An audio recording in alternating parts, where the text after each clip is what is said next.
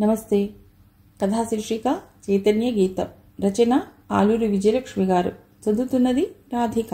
ఇక కథలోకి వెడితే, అరమోడ్పుగా ఉన్న సంధ్య కనురెప్పల మాటన పల్సని పసిడి ఎండ ఒదిగిపోతోంది. లైగా ఊగుతున్న కొబ్బరి ఆకుల నీడలు వాకిట ముంగిట కదులుతున్న ముగ్గుల్లా ఉన్నాయి. ఆ ముగ్గుల మీద కుర్చీలేసుకుని కూర్చున్నారు భాగ్యలక్ష్మి, ఆమె మనవరాలు ప్రీతి. ప్రీతి చదువు, కాలేజీ, ఫ్రెండ్స్, వారి అభిరుచులు మొదలైన విషయాన్ని అడిగి తెలుసుకుంటూ ఉంటుంది భాగ్యలక్ష్మి.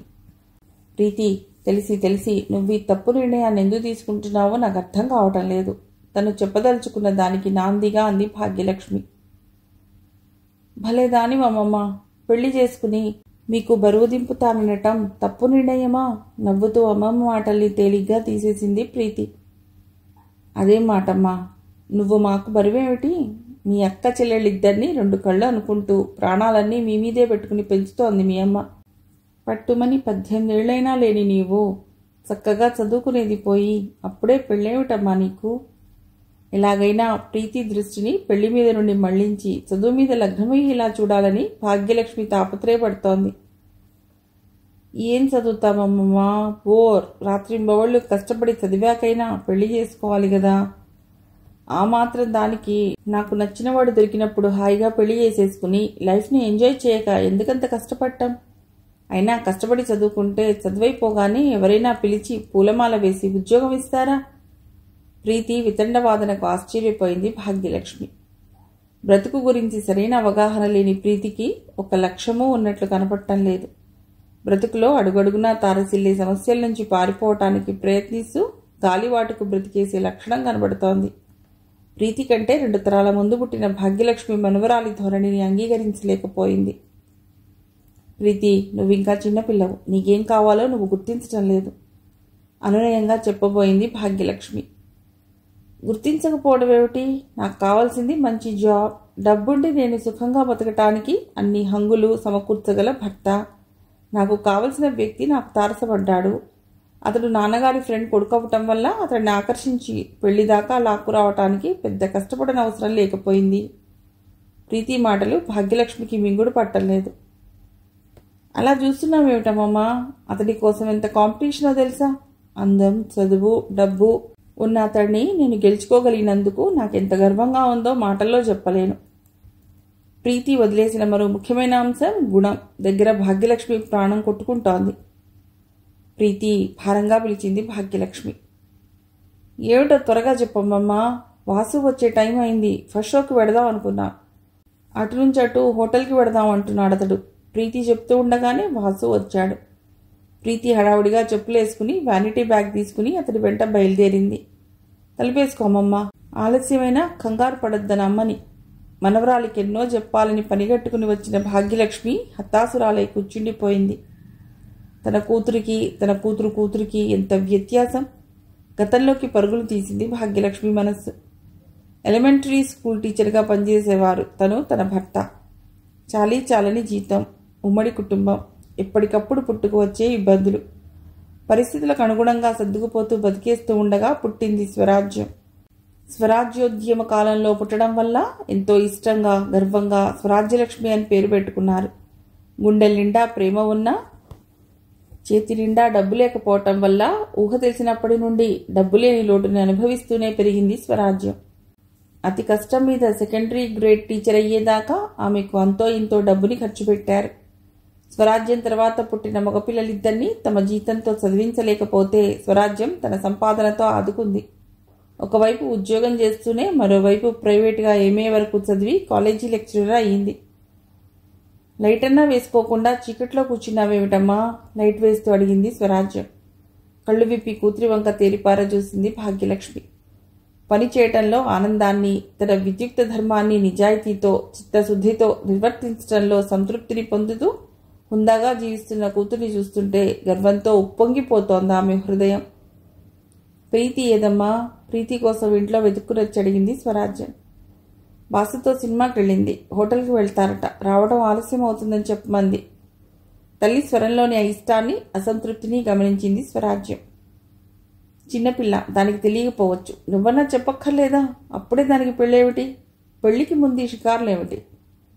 తల్లికి వెంటనే సమాధానం చెప్పలేకపోయింది స్వరాజ్యం.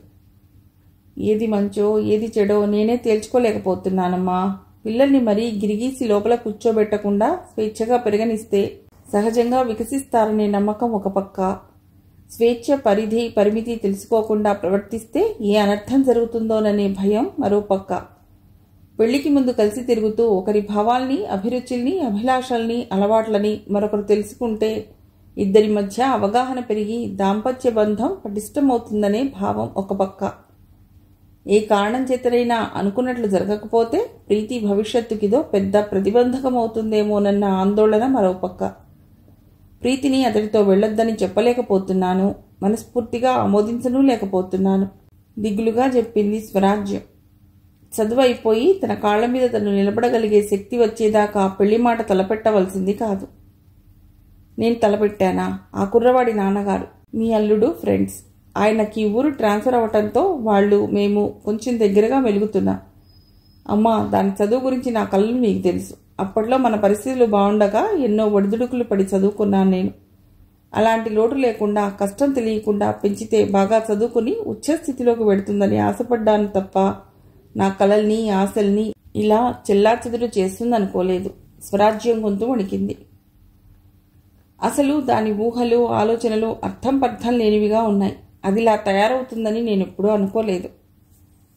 తల్లి మాటలతో కళదప్పింది స్వరాజ్యం ముఖం.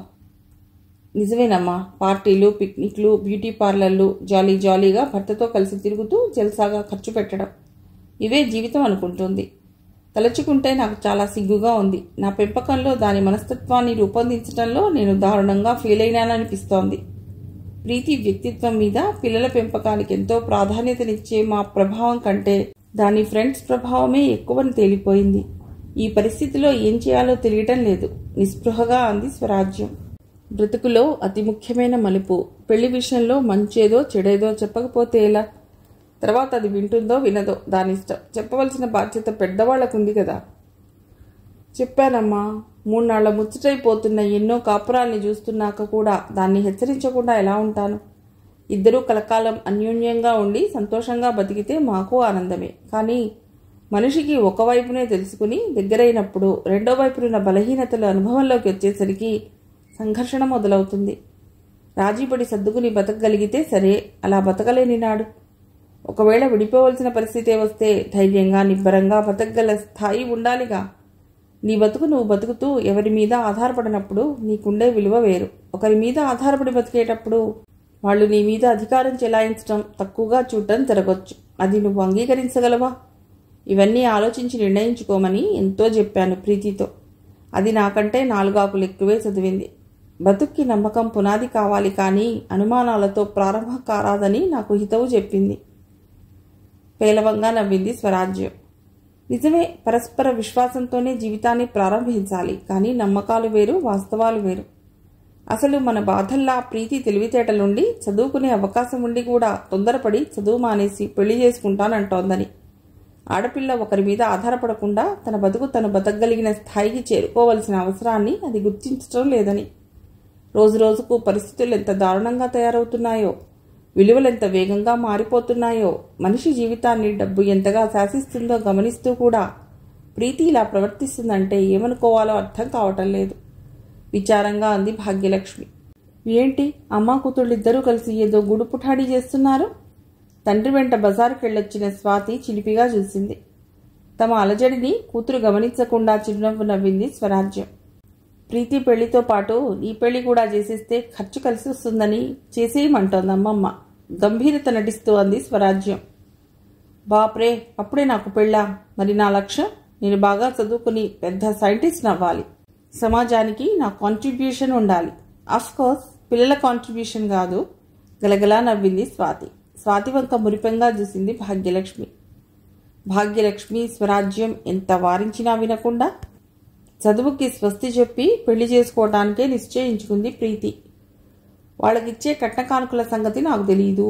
వాళ్ళు మీరు మాట్లాడుకోండి. పెళ్లి మాత్రం గ్రాండ్గా చేయాలని ఖండితంగా చెప్పేసింది.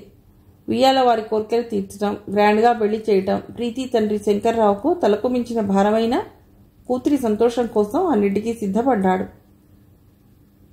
ఆ ఖర్చు, ఆర్భాటం, అట్టహాసం భాగ్యలక్ష్మికి కంపరాన్ని కలిగిస్తున్నాయి.